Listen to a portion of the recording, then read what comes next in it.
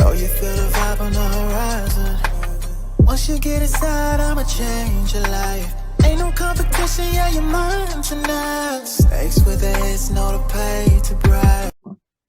So thank you so much for joining me tonight. I really appreciate it. Thank you for the opportunity as well. Absolutely. So I'm here with Texas sensation Coin, the R&B gentleman, DENARON Babineau. Am I pronouncing that right? Are you from Texas? Yeah, I'm from Texas, from Houston. Okay. So tell me about your humble beginnings of how you were this shy kid that didn't want to sing, but your parents pushed you into the field because they knew you had the chops for it. Man, I didn't want to sing. I didn't want to have nothing to do with music. And it was just my mom and dad always pushing me to sing and stuff. So I said, you know what? I'm gonna go ahead and do it just so they can shut up. You know what I'm saying? And it actually came out pretty good where the crowd was, asking for me to sing something else. And I got a standing ovation. And I was like 11 years old. And I ended up singing Sadie by the remake version by R. Kelly at the time. And it was pretty fun. So at that time you didn't want to listen to your parents. You didn't really think that they know it. They didn't know nothing. From that point on, I just started singing here and there, practicing music and listening to what my daddy was listening to and stuff like that. And I started listening more to Ushers and Boyz II Men and Keith Sweat and stuff like that. And after that, I started entering. My dad started entering into talent shows for me and stuff throughout the city. I started doing talent shows in middle school and stuff. Started taking it more serious and started doing talent shows around the city, and then enter into the high school and stuff like that. And in high school, man, that was like a great turning point for me to just know that I'm going to take this music thing serious, because I was just doing it for fun, just to have fun and get the girls' attention and stuff like that over the phones. After I did You Got It Bad in high school, and they had a standing ovation and all that good stuff. It was I was the only kid, the only student that had I had the head microphone. All the other kids that was in the talent show, they only had the microphone, so they was kind of jealous. So I was just like, okay, man, maybe I'm the superstar. So we gonna. So yeah, it's been rocking ever since, though. Your parents set you straight, okay? So you got rid of those jitters, right? Yeah, I got rid of them eventually. They built that. It did? Okay, so I seen you singing live one of Usher's songs, and I said, that's quite bold to sing that song live. So now I want you to sing a tune for me, for our viewers. Spotlights, big stage, 50,000 fans screaming in a rage. Yeah. Bodyguards, limousines. This is the way I see you in my dreams. Okay. That Like boy that, can sing. I'm like the guy off of Coming to America. That boy can sing. So now that you got the Thanks, huh? you're welcome. So you recorded your first song independently at the age of 14. What was that experience like, and how have you matured over the years from your first studio session? Man, I was a baby when I first started singing. I felt as if I was just, a baby when I first started recording my first song, because I remember my first song was called Let Me Know. And I wrote it myself, and it was out there in Texas City, and everything was brand new to me. So it was kind of like I had the jitters off singing live. But when it came to recording and re-recording something and hearing yourself, and it was like everything was all over again. Like it was as if I started all over again. So I had to relearn something totally different. But it actually felt more easier for recording than live music and singing in front of people. So after that, it built on and built on, because he wanted me to come back and sing another song and sing another song. So he kind of knew that if he continues to keep doing it and being consistent, I'll get better and better. And sure enough, that's what happened. And so it led me on to different studios. It led me on to start doing different songs for myself and releasing music. It started leading me on to do hooks for different rappers and stuff like that. And so it just built up to where I gained more experience. I got in bigger and better studios after that, better producers and engineers. So, and it here's where we at today. You know, when I'm releasing different records with, you know, whether it's B King or Brian Angel from Day 26 or Young Dro, you know, stuff like that. So it just gained momentum. It definitely gained momentum. And I'm glad you said that. So you've worked with many artists and toured with the likes of Genuine, Music Soul Child, Jagged Edge. Did you get pointers from any one of them while you were touring? Absolutely. Absolutely. I got pointers from Jazz from Drew Hill. And when he was on his way back, man, he said, man, you have an amazing voice. You know, just keep on doing your thing. You know, don't let anyone, you know, distract you. You know what I'm saying? And Genuine, man, he done gave me an earful. You know what I'm saying? He always showing me love and stuff like that. Telling me to go knock him out, man. You already got this. You know what's up, man. You know you're doing your thing as always, as usual. So, you know, he definitely gave me the courage because the first time I met him, it's crazy because the first time I actually met him, I was singing, you know what I'm saying, Pony in New Orleans, Louisiana. So that was a great moment. And that kind of solidified, you know, I was just like, once he gave me the microphone and once he was like, you know, that stank, like, okay, this nigga doing something to my song.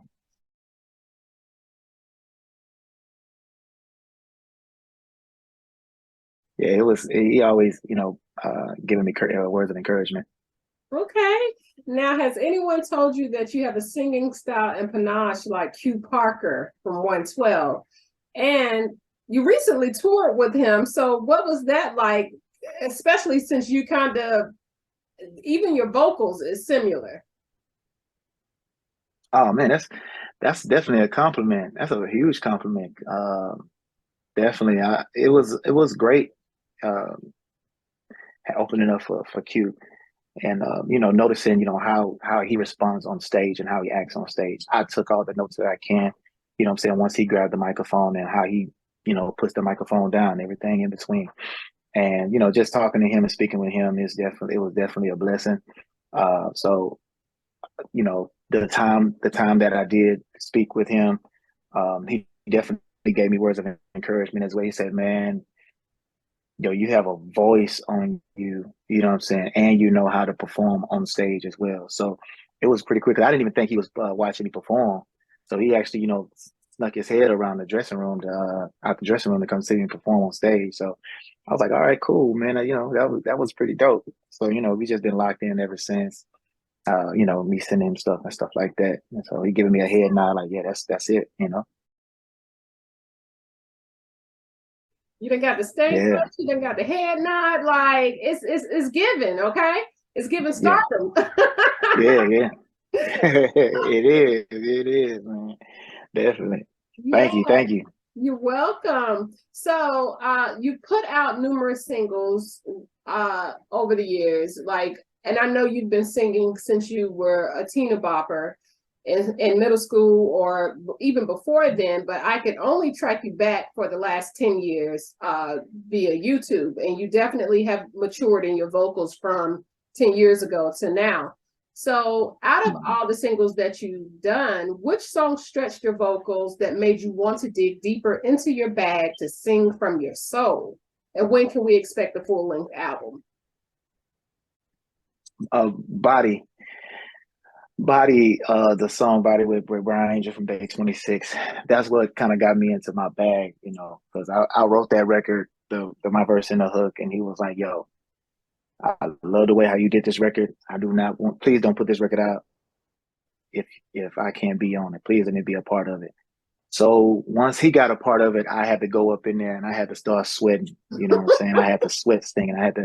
So I had to put my all into it. You know, and he put his all into it as well. And I think that was the record that made me say I need to go deeper into my bag. So that's the reason why Cuff came, and that's the reason why Wild Out came. So I just wanted to go bigger and bigger every time. You know, every single. Now the album, whew, I don't know. We're working on the album right now. It's because I have so many records. So I have an album where I have songs that's ready for the album. Mm-hmm. Albums takes a lot of work. So I'm putting them all together. I'm putting all the pieces together. You know what I'm saying? And I'm a one machine army. Well, shout out to my manager too, my manager Tamara. So she helps me as well. Definitely, Tamara McDonald. But as an artist, I'm a one person, you know what I'm saying, machine that's just working this thing. And what if it comes to investing in the money and it comes to writing? I have a co-writer as well. But marketing, that's all me. So Wow. I don't know. The structure behind the album is, so much, but yeah, we're looking forward to the album pretty soon. Right. So you're the machine. You just need the workers behind the machine. You're doing everything. That was one of my questions. Just having that healthy balance. Family man, husband, father, independent artist. How do you maintain a healthy balance? I leave it all to God, to be honest with you. I'm not for sure if you believe in God or I sure but do. I believe in God. And okay, hey, these days you just never know. You know what I'm saying? People be like, "Oh, F this man." I'm like, okay, So I just got to put that out there. But I keep it all in God's hand. I know He don't give me anything more than I can handle. So, and it's a balance. That's the reason why most of my songs, I'm always saying, hey, don't give them too much, but don't cut them short neither. You know what I'm saying? So it's all about balance. I don't never want to cut my family short. And I don't want to never give them too much neither. I want them to be right. I want them to be right there with me. I don't want to give them I don't want to give the fans too much of me and all this other good stuff. But yeah, I think that, God controls everything in my life, where He knows what all I can handle when it comes to being a family man, when it comes to being a father, when it comes to just being an artist. Because for the most part, I'm mostly there for everything. I'm moving. I'm always on the move. So it's not too much grass that grows under my feet. I can't say that. Not too much grass growing up under these feet, man. Okay. Not in Texas. Not in Texas. But No, it's definitely not in Texas. Definitely man. not. What are you in Texas? No. I'm in Charlotte, where you North located? Carolina. I know why the face though? What you mean like something wrong with Texas or something? Like, oh no. No. Okay, I've never been to Texas. I'm gonna leave that alone. Yeah, Texas or Houston, that y'all have a lot of talent coming up out of there. So it's one of those places to where you're gonna find some talent, if nothing else. I've never been there, but you're talented. It's a lot of talent. People. Yeah. It's a lot of talent in Houston, man. It's a lot of people in here too. But yeah, if you ever get time to come visit, you have family and friends, you may want to check out Houston sometime. Houston is a dope city. You know what I'm saying? I've never been to South Carolina. I've never been there neither, but I heard great things about it. You said South Carolina. North Carolina. Now you North Carolina. As if. No, I'm kidding. No, I know. I'm sure it's a rivalry right there. So my bad. That's probably total disrespect. I don't like that. Sure it's a rivalry. North Carolina. I don't like that. I don't neither, man. Trust me, we want him out of here, but that's a whole nother story. Period. Whole nother story. So, man. Right. So tell us about your newest single, You Deserve, and what inspired that track. I know you have a release date for February. Yeah, so February 1st, Deserve It. The title of it is called Deserve It. It's releasing February 1st on all streaming platforms. It's all me. I paid a little homage to Mary J. Blige in the record. I want you guys to listen to it and catch it towards the end of it. I did, I paid a little homage because I love R&B so much. People always talking about R&B is dead, but I'm still keeping it alive. I'm still got the new presence of R&B, and I'm still showing like, hey, this is still there, what you guys love too, like that 90s and that 80s R&B. So it's the niche of it it's in there. You just have to listen to it. But yeah, it's the official video is dropping too on YouTube. With I got a great model actress that's featured in the video as well. She go by the name of Chantel Renee. She's a TikTok viral model that's looking for her boyfriend and stuff throughout the city with the green dress on. So I have her in the video. She did a wonderful and amazing job on it. So shout outs to her. But the song is going to be everywhere. So it's about, if I can explain, it's about, giving a lady her everything that she deserves, everything that she wants, everything that she desires. Even if she already has everything, she can have more. Even if she she don't have it, well, here it comes. It's for you. You deserve this, and you deserve, just even if it's not material things, but also just love as well, and just a man's presence or that spouse or that, who's ever present. So it's also for ladies too to talk to their men that they deserve it all as well. Okay. I can dig it. I love it. I mean, your work, I love your work in general, because you are original Thank you. R&B. Although you can do mainstream music, you stick to that talent of doing R&B. So why is that important for you? It's very important because it came from the heart, and that's the thing that I was raised on. I love R&B, and it caught my eye like around that time of of 10, 11, once I started singing. Because like I said, even though I didn't want to sing in front of people, I still already was singing at home, just even out, not even just in the shower. I was just singing in my room throughout the hallways, and singing while I was making cereal and stuff. So my mom and dad, they loved it. They got tired of it, but they knew what was going on. Mm-hmm. So it was already, in my blood that I would sing, and it also, if I can also say, it started in church.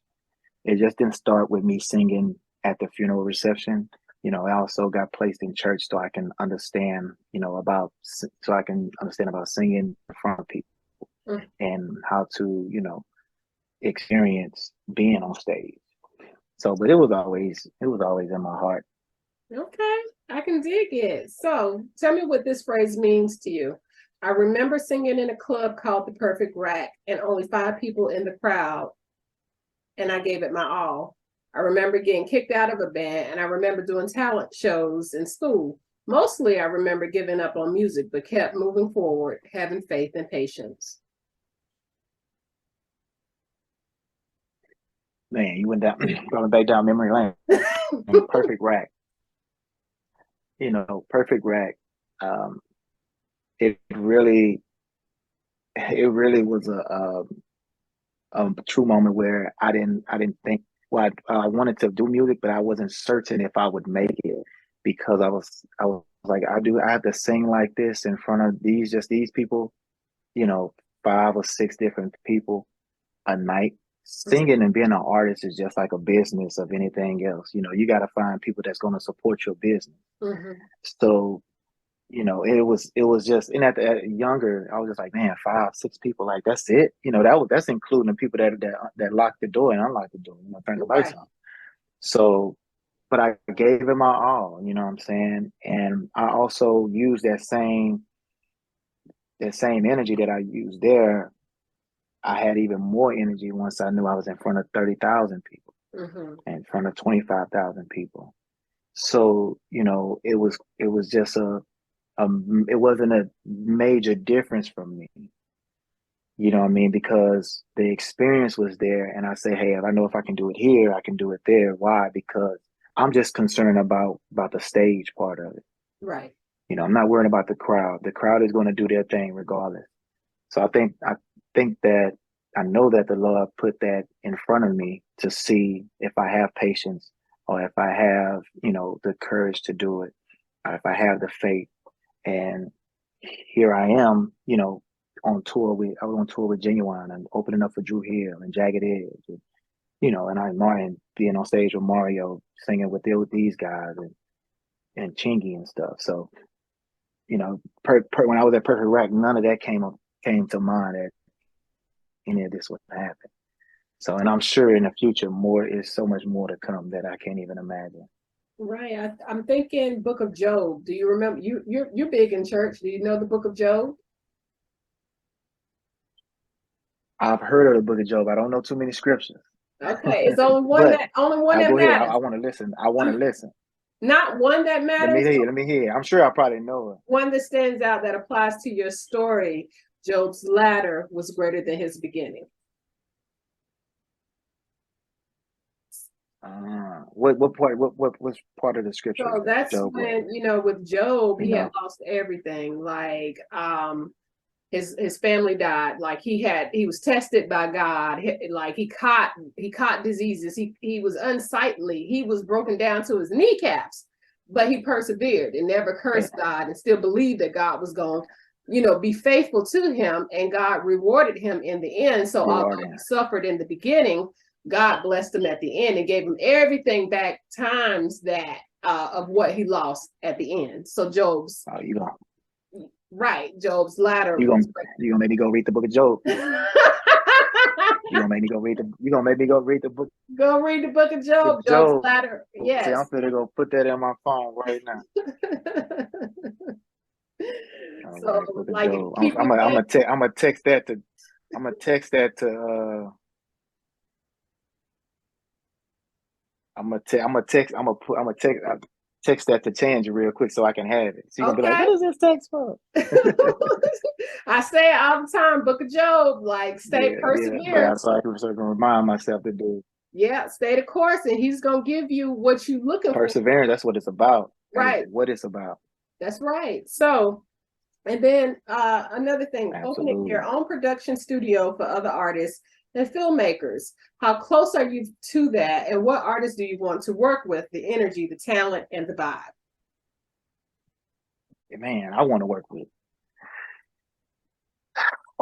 Joe. I want to work with Music Soul Child. I want to work with John Legend. I want to work with Mary J. Blige. I want to work with Alicia Keys.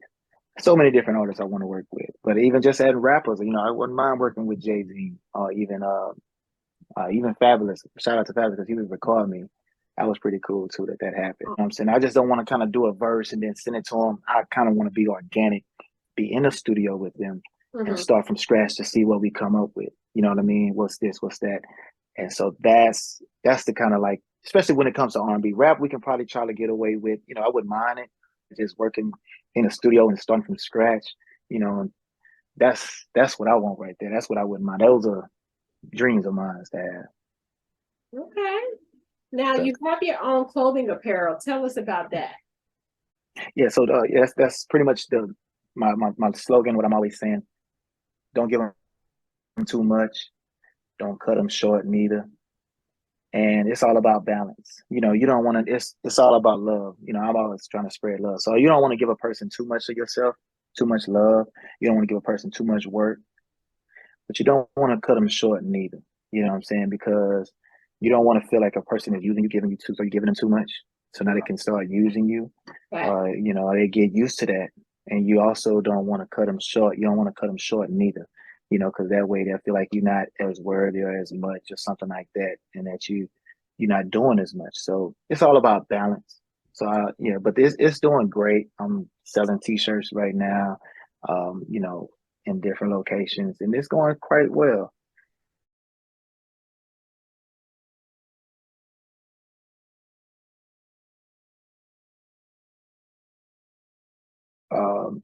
There's so many different people that's picky with these colors and stuff like that. Black folks are so picky with these colors. Like, you got red and gray, you got the Christmas color. I'm like, Jesus Christ, like it's standard colors right now, guys. But it's going good, and that money that's being made on that is going back into the investment into my music and stuff like that. So you get a whole deserved video, or you get different shows that I put on for myself, or you get more and better clothing material, you know what I mean? So, and you get more music. So you get more content from on the internet. Okay, that's what's up. Now, are you working on other projects? Yeah. Like, what else do you have going on? Oh man, listen, I got so many. I got this new record. I got several records, but I think the next record is gonna be pretty big for me. But to answer your question, I have another record that's coming pretty soon. If I can say, it's called Gimme, Gimme. So that's just a little got there, little drop. But yeah, it's called Gimme. And I think the ladies are gonna definitely love this one. They're gonna love this one because they feel as if they deserve it all. That's cool. But this one is it's gonna be more of a cool record for the ladies. Give me all that loving, all that touching, all that rubbing, all that kissing, all that hugging. It's all that. But it's crazy because it's not even a sexual record. It just feels good. It's like a feel good record. But and the beat is so catchy. So I wish I can play it, but I can't play it right now. I can't play it right now. I gotta let Deserve to do his thing first. Okay. Set the stage. Set the floor for it, right? Gotta set the tone, gotta set the floor for it.